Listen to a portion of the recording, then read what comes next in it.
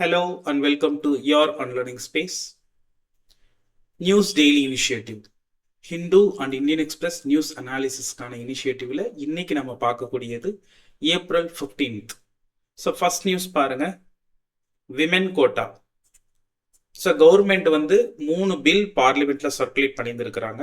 So அது என்னென்ன அப்படின்னு பார்த்தீங்க அப்படின்னா வந்துட்டு 131st அமெண்ட்மெண்ட் பில் ஒன்று, ரெண்டாவது பார்த்தீங்க அப்படின்னா delimitation bill 2026, third union territories law amendment bill 2025.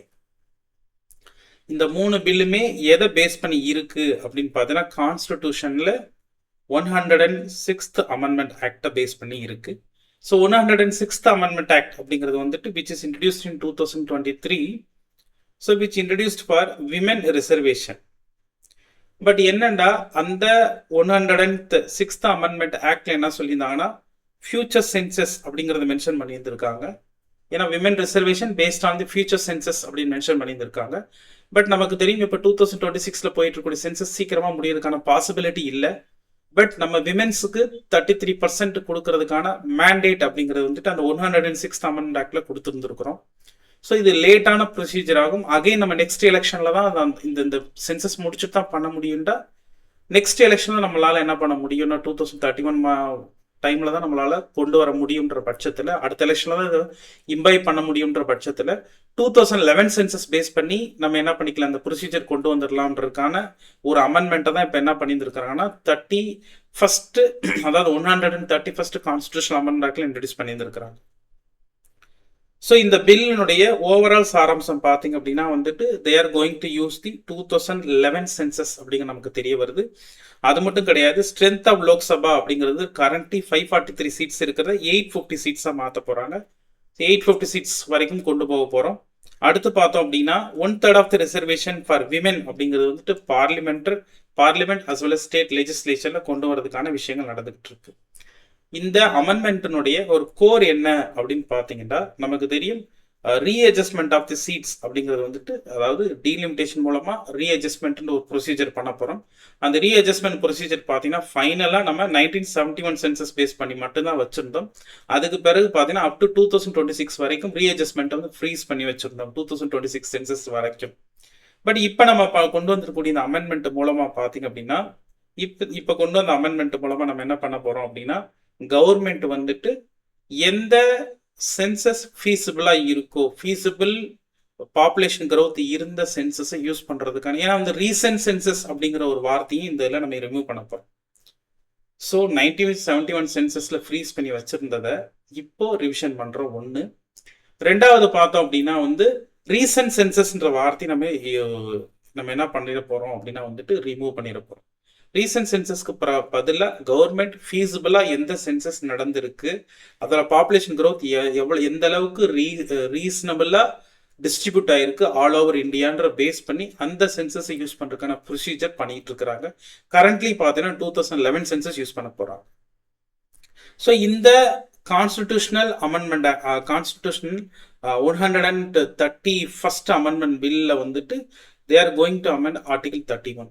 Article 31 நமக்கு தெரியும். ஆர்டிகல் 31 பார்த்தீங்க அப்படின்னா கம்போசிஷன் ஆஃப் லோக்சபா அப்படின்றது, அதை வந்து இந்த அமெண்ட்மெண்ட் மூலமா அவங்க சேஞ்ச் பண்ண போறாங்க. அது மட்டும் கிடையாது, டோட்டல் ஸ்ட்ரென்த் அப்படிங்கிறது வந்துட்டு அப் டு 850 வரைக்கும் நம்ம கொண்டு போக போறோம். ஏற்கனவே பார்த்தீங்கன்னா டோட்டல் கரண்ட் லிமிட் அப்படிங்கிறது வந்துட்டு 550 வரைக்கும் இருந்துச்சு. பட் நம்ம ஒரிஜினல் ஸ்ட்ரென்த் இருந்தது 543 தான் இருந்துச்சு. ஸோ ஆர்டிகல் 81 கிளாஸ் 2ல பார்த்தீங்க அப்படின்னா லோக்சபா சீட்ஸை வந்துட்டு ஃப்ரீஸ் பண்ணி வச்சிருந்தோம். அஸ் பர் 1971 சென்சஸ் மூலமா பண்ணியிருந்தோம். அசம்பிளி சீட்ஸை பார்த்தீங்கன்னா 2001 சென்சஸ் மூலமா ஃப்ரீஸ் பண்ணி வச்சிருந்தோம். அதுக்கான மேக்சிமம் கவுண்ட் அப்படிங்கிறது இப்போ இந்த ரெண்டையுமே என்ன பண்ண போறோம் அப்படின்னா வந்து ரிவிஷன் பண்ண போறோம். ஸோ இப்போ நம்மளுக்கு தெரியும் 1921 சென்சஸ் வந்துட்டு டிலே ஆயிடுச்சு. கடைசியாக கொண்டு வந்தது டியூ டு கொரோனா பேண்டமிக் மூலம் டிலே ஆயிடுச்சு. இதை விட்டுட்டோம் அப்படின்னா வந்துட்டு 2031 சென்சஸ் தான் வந்துட்டு கொண்டு போய் முடியும். இப்போ நம்ம இந்த ப்ராசஸ் பண்ணி முடிக்கல அப்படின்னா, ஸோ அதனால இந்த விமென் ரிசர்வேஷன் 106th அமெண்ட்மெண்ட் ஆக்டை வந்து நம்ம இம்ப்ளிமெண்ட் பண்றதுக்கு ஃபெசிலிட்டேட் பண்ற மாதிரி தான் நம்ம என்ன பண்ணிட்டு இருக்கோம், 131st அமெண்ட்மெண்ட் பில்லும் நம்ம கொண்டு வந்துட்டு இருக்கோம். ஸோ இந்த பில்லில் பார்த்தீங்க அப்படின்னா also they're going to amend article 32. Article 82. இந்த ஆர்டிகல் 82ல என்ன பண்ணியிருக்கிறாங்கன்னா கான்ஸ்டிடியூஷன்ல readjustment of the constituencies after each census அப்படிங்கிற ஒரு வார்த்தை மென்ஷன் பண்ணியிருந்திருப்பாங்க. இங்க பாத்தீங்க அப்படின்னா ரீஅட்ஜஸ்ட்மெண்ட் ஆஃப்டர் ஈச் சென்சஸ்க்கு பதிலாக ரீஅட்ஜஸ்ட்மெண்ட் ஆஃப் தி கான்ஸ்டிடுவன்சிஸ்ன்றதை மட்டும் கொண்டு வரப்போம். அதனால வந்து readjustment of after each census of Lok Sabha ராஜ்யசபனுடைய சீட் ரீஅட்ஜஸ்ட்மெண்ட் ஆஃப்டர் ஈச் சென்சஸ்ன்ற வார்த்தையை நம்ம எடுக்க போறோம். விச் மீன்ஸ் ஸோ எப்போல்லாம் பார்லிமெண்ட் வந்துட்டு ஃபீஸிபிளா நினைக்குதோ அப்பெல்லாம் என்ன பண்ணிக்கலாம் அப்படின்னா ரீஅட்ஜஸ்ட்மெண்ட் ஆஃப் தி சீட்ஸ்ன்றது பண்ணிக்கலாம் அப்படின்னு இந்த பில்லில் கொண்டு வந்திருக்கிறாங்க. அது மட்டும் கிடையாது, இதுல ஒன் அமாங் தி பில் என்னன்னா டீலிமிட்டேஷன் பில். அந்த டீலிமிட்டேஷன் பில் என்ன பண்ணியிருக்கிறாங்க அப்படின்னா வந்துட்டு இன்ஸ்டிடியூஷனல் ஃப்ரேம்வொர்க் கொடுத்துருக்காங்க ஃபார் திஸ் ரீஅட்ஜஸ்ட்மெண்ட். அது என்ன அப்படின்னா delimitation commission. This delimitation commission headed by the Supreme Court judge with the chief election commissioner as well as எந்த ஸ்டேட்ல நடக்குதோ அந்த ஸ்டேட் எலெக்ஷன் கமிஷனர்ஸ் பாத்தீங்கன்னா மெம்பர்ஸா இருப்பாங்க. So it will give power like civil கோர்ட்டினுடைய பவர் வந்து அதுக்கு இருக்க போகுது. இந்த பர்டிகுலர் கமிஷன் டீலிமிட்டேஷன் கமிஷன் அப்படிங்கிறது வந்துட்டு என்னென்ன ஒர்க்லாம் டாஸ்க் இருக்கு அவங்களுக்கு பாருங்க. So allocation of seats across the states as well as redrawing the constituency boundaries, then determining the reservation for SC, ST, women அப்படிங்கிறது இந்த ஒர்க் பண்ண போறாங்க. ஸோ அந்த பில் சர்க்குலேட் ஆயிட்டு இருக்கு பார்லிமெண்ட்ல. What will happen? ஸோ அந்த பர்டிகுலர் பில் சம்பந்தமா எக்ஸ்பிளைன் சீரீஸ்ல நம்ம வந்து கண்டிப்பா அப்டேட் பண்ணுவோம். Stay tune. ஸோ நெக்ஸ்ட் பாருங்க, MGNRGS Mahatma Gandhi national rural employment guarantee act கொண்டு வந்திருந்தோம். அது மூலமா அந்த 100 நாள் வேலை வாய்ப்பு திட்டம் அப்படிங்கிறது இருந்துச்சு. இப்ப ரீசெண்டா லாஸ்ட் பாத்தீங்கன்னா லாஸ்ட் டிசம்பர் 2025ல பாத்தீங்க அப்படின்னா government enacted Viksit Bharat G Ramji அப்படிங்கிற ஒரு ஸ்கீம் கொண்டு வந்திருக்கிறோம். Which is replacing the MGNREGA replace பண்ணுது. ஸோ MGNREGAவுக்கும் இதுக்கு என்ன ரிலேஷன் அப்படின்னு பாத்தீங்கன்னா MGNREGSல ஒர்க் அப்படிங்கிறது வந்து ரேண்டமா டிஸ்கிரிப்டடா இருந்துச்சு. இதுல பாத்தீங்கன்னா ரொம்ப பிரிஸ்கிரைப்டு லிமிட் ஒர்க் தான் நம்ம இதில் எடுக்க முடியுது. ஒர்க் அப்படிங்கிறது ரொம்ப தீம் வைஸ் வந்துட்டு பிரிஸ்கிரைப் பண்ணி கொடுத்துருந்துருக்காங்க. அது மட்டும் கிடையாது, இதுக்கு முன்னாடி வேஜஸ் பார்த்தீங்க அப்படின்னா கம்ப்ளீட்டாக சென்ட்ரல் கவர்மெண்ட் கொடுக்குற மாதிரி இருந்துச்சு. இதுக்கு முன்னாடி வேஜ் காம்பனண்ட். இப்போ பார்த்தீங்க அப்படின்னா this wage component distributed between the state as well as centre அப்படிங்கிறது பார்க்குறோம். இதுதான் டிஃபரன்ஸ். ஸோ இந்த NREGS அப்படிங்கிறது வந்துட்டு ரீப்ளேஸ் பண்ணி விக்சித் பாரத் ஜிராம்ஜி கொண்டு வந்திருந்தாலும் அதோட நடைமுறை அப்படிங்கிறது இன்னும் கொண்டு வரல.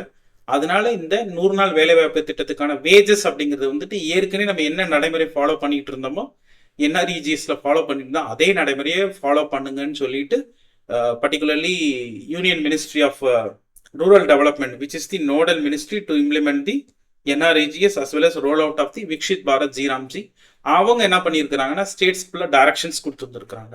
நார்மலி இந்த NREGS வேஜ் ரேட் அப்படிங்கிறது வந்துட்டு எதை பேஸ் பண்ணி கொடுக்குறாங்க அப்படின்னா வந்துட்டு central consumer price index for agriculture labour as well as agriculture labour base பண்ணி தான் கொடுக்குறாங்க, CPI AA. இப்போ இந்த consumer price index agriculture labour அப்படிங்கிறது வந்துட்டு which actually reflects the increase in the inflation in the rural area அப்படின்னு பார்க்குறோம். CPI AL agri labourers. So அந்த CPI agri labourers as well as rural labourer அப்படிங்கிறது வந்துட்டு இதுக்கு முன்னாடி பார்த்தீங்கன்னா பேஸ் இயர் 1986-87 இருந்துச்சு. இப்போ ரீசெண்ட் டைம்ல we revised it in to the 2019 அப்படின்னு நம்ம பார்க்குறோம். ஸோ இந்த ரெண்டு அக்ரிகல்ச்சர் லேபரர் ரூரல் லேபரர் இந்த ரெண்டுக்கான இண்டைசஸ் அப்படிங்கிறது வந்துட்டு which determines the minimum wages for the agricultural and rural labourer. Either அக்ரியில நீங்க ஈடுபட்டிருந்தாலும் சரி, நான் அக்ரியில ஈடுபட்டிருந்தாலும் சரி, both central as well as state கவர்மெண்ட்ஸ்ல எந்த ஒர்க்கா இருந்தாலும் இதை பேஸ் பண்ணி தான் நம்ம பண்ண போறோம். ஸோ இது மூலமா பர்டிகுலர்லி MGNREGSக்கு நம்ம என்ன பண்ணிக்கிறோம்னா பர்டிகுலர்லி ரூரல் ஜாப் ப்ரோக்ராம்ஸ்க்கு இதை பேஸ் பண்ணி வேஜ் ரேட் அப்படிங்கிறது வந்து ஃபிக்ஸ் பண்ணிட்டு இருக்கோம். Next news, IMD Indian meteorological department பார்த்தீங்கன்னா ஹீட் வேவ் அப்படிங்கிறது வந்துட்டு north west as well as central India even south இந்தியாவில் நெக்ஸ்ட் வீக்ல இருந்து வரதுக்கான பாசிபிலிட்டி இருக்குன்னு சொல்லி இருந்திருக்கிறாங்க. பொதுவாகவே ஹீட் வேவ்ன்றதை வந்துட்டு IMD டிஃபைன் பண்ணியிருக்கு. The IMD declares heat wave when a maximum temperature recorded over a location crosses 40 degrees Celsius. பொதுவாகவே பிளைன்ஸில் 40 டிகிரி செல்சியஸ்க்கு மேலே டெம்பரேச்சர் ரெக்கார்ட் ஆயிருச்சுன்னா அங்கே ஹீட் வேவ்னு சொல்லலாம். அப்படி இல்லை அப்படின்னா நார்மலாக அங்கே எவ்வளோ டெம்பரேச்சர் இருக்குமோ அதுலேருந்து 4.5 டிகிரி செல்சியஸ் இன்க்ரீஸ் ஆயிருச்சுன்னா நம்ம என்ன சொல்லலாம், ஹீட் வேவ்னு சொல்லலாம். இதெல்லாம் பெரிய நல்ல ஸ்டேட்மெண்ட்டாக கேட்கலாம்.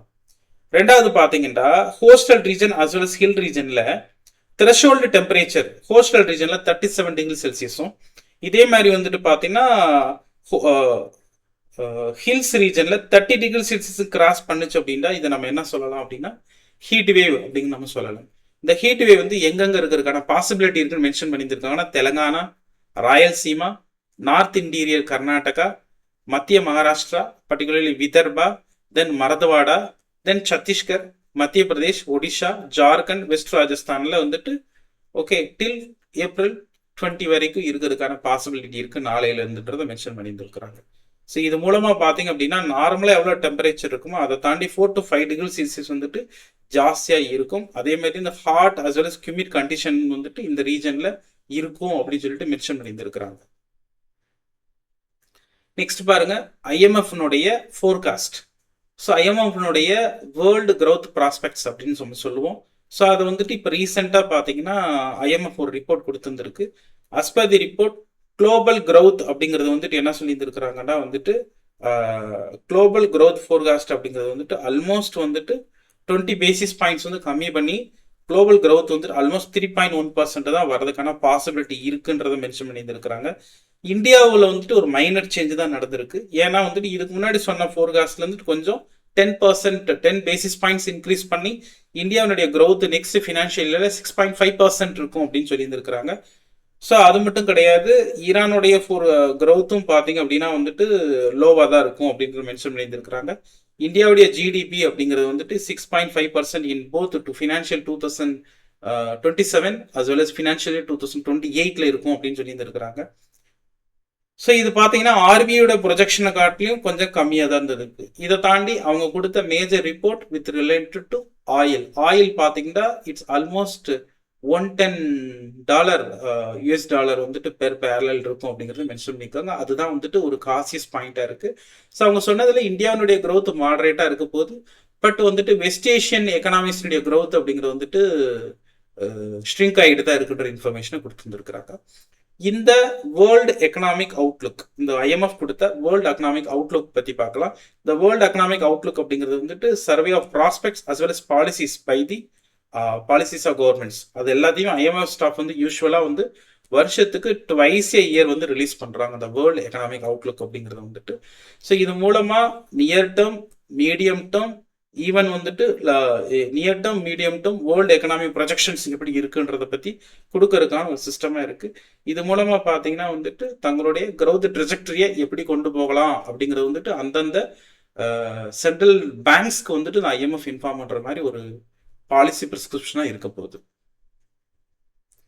நெக்ஸ்ட் பார்த்தீங்கன்னா இப்போ ரீசெண்ட் டைமில் நம்ம ரா மெட்டீரியல்ஸுக்கான இன்புட் காஸ்ட் அப்படிங்கிறது வந்து ஜாஸ்தி ஆகுது.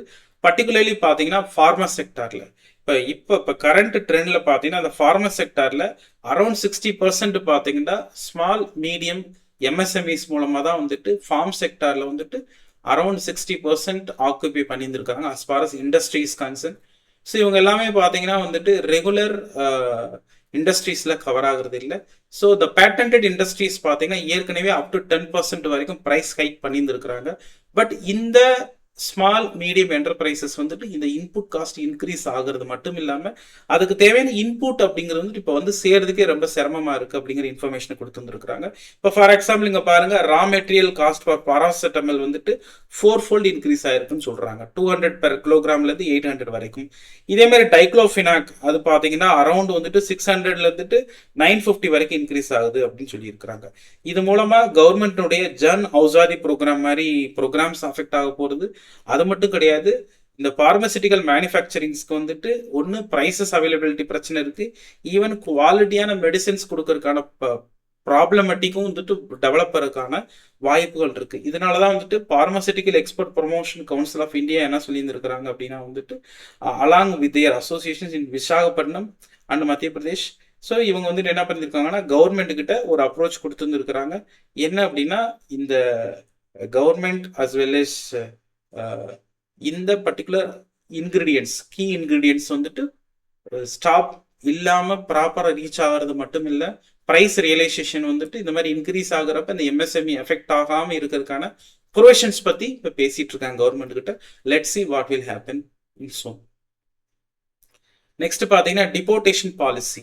ஸோ இப்போ ரீசெண்டாக union government formulated new deportation policy under which பார்த்தீங்கன்னா states are asked to set up a special task force in each districts to detect, identify and deport the illegal migrants from the Bangladesh as well as Myanmar.